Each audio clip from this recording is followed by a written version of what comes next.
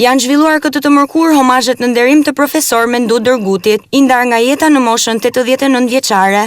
Ai ishte pedagog, rektor, studiues, hartues tekstesh dhe deputet. Miq dhe bashkëpunëtorët e Dërgutit u shprehen se është një humbje shumë e madhe për komunitetin akademik dhe Shkodrën, pasi është ndër historianët më objektiv. Sipas tyre, Dërguti është modeli politikanit që do i duhet Shqipërisë dhe një nga vlerat e qytetit. Unë jam në ndryshnin e emocioneve të jashtëzakonshme për profesor Mendu Dërgutin, sepse ai është një personalitet i gjithënshëm. Mbi të gjitha është një mësues, por edhe një krijues. Kemi punuar vjetet e tëra bashkë në Institutin Pedagogjik të Shkodrës edhe më vonë në Universitetin e Shkodrës.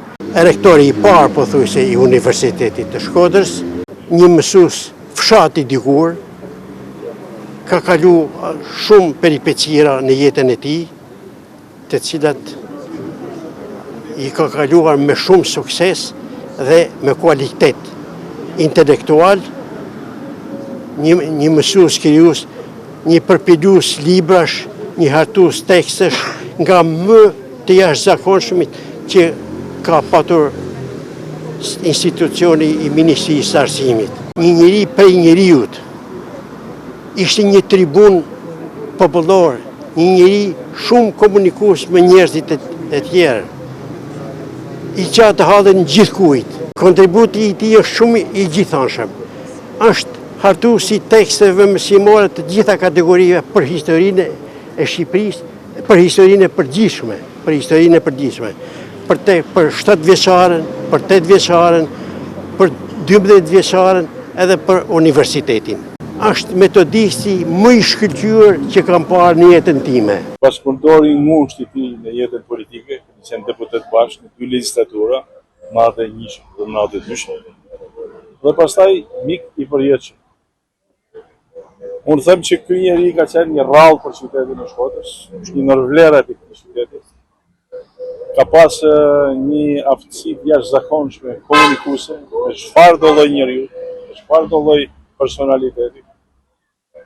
Ishte njeri me një mendje jashtëzakonisht të mprehtë, por edhe të hapur shumë.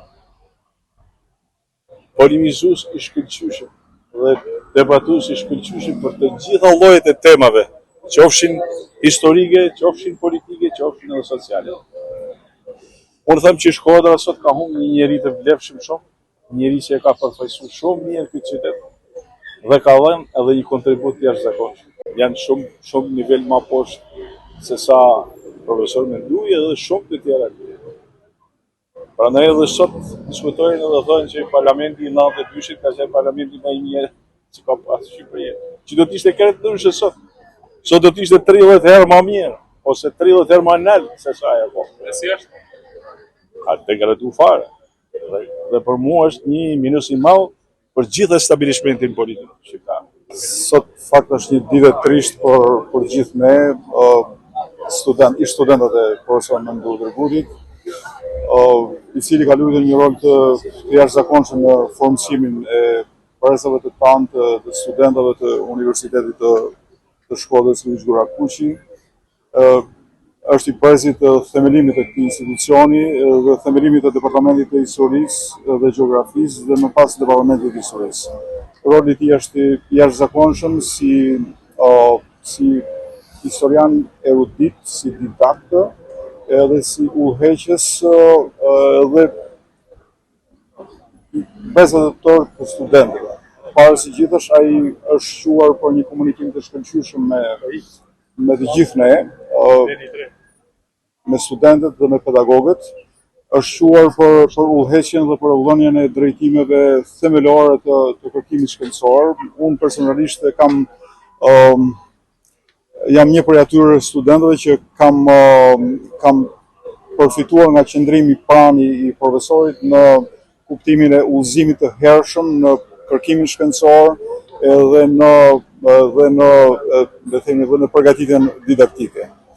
Ai do mbetet i paharruar për shumë kënd që e ka njohur për shkak të kontributit në arsimin shqiptar, në përgatitjen e teksteve për brezat e tërë të nxënësve të shkollave të ciklit 9 vjeçar dhe të ciklit të mesëm, por edhe të universitetit. Unë jam bashkëautor në një prej këtyre teksteve të historisë moderne,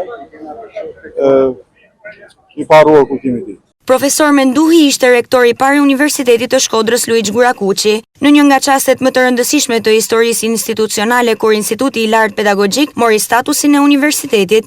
Përveç kontributit të tij në arsim dhe shkencë, Mendu Dërguti ishte gjithashtu deputet i Kuvendit të Shqipërisë në 2 legjislatura, 1991 deri në vitin 1992 dhe 1992 deri në vitin 1996. Gjithashtu ai ka një karrierë të pasur si autor i mbi 35 botimeve shkollore dhe akademike, redaktor shkencor i shumë veprave.